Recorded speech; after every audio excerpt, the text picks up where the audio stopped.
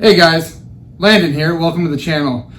This channel is going to be all about going over building LS motors, building my 68 C10 short bed airbagged, probably twin turbo, but we'll see what the wife has in store, as long as she doesn't see the credit card bills.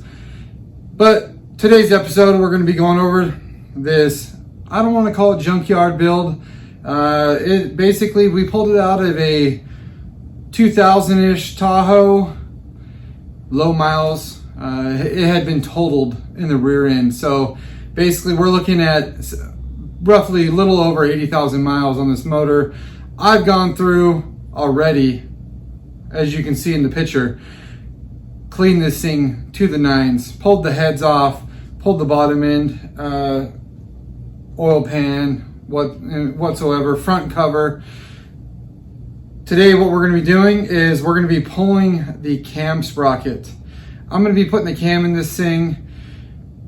I'm going to show you why I'm doing it this way. I've watched, I don't know, countless YouTube videos. No one seems to do it. And if they do it this way, you know, thank you for showing me. If not, people are grinding tools, this and that. I literally went to Harbor Freight, bought myself a bearing puller. Let's see how today goes. All right, like I said, I'm gonna be pulling this gear today, right here, this crank sprocket. Guys, forgive me for terminology, whatever. I call it whatever the kind of hell that I want. So we're gonna be pulling this off.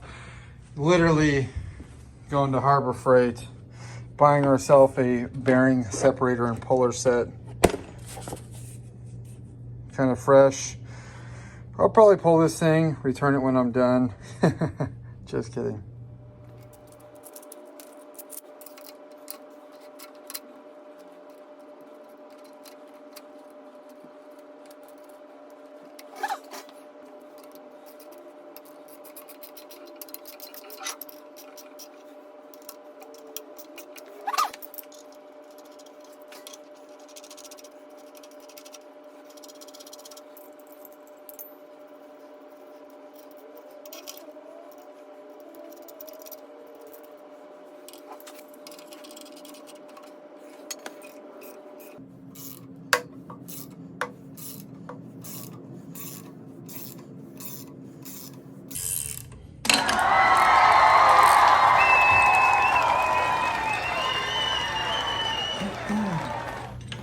All right, guys, and just like that,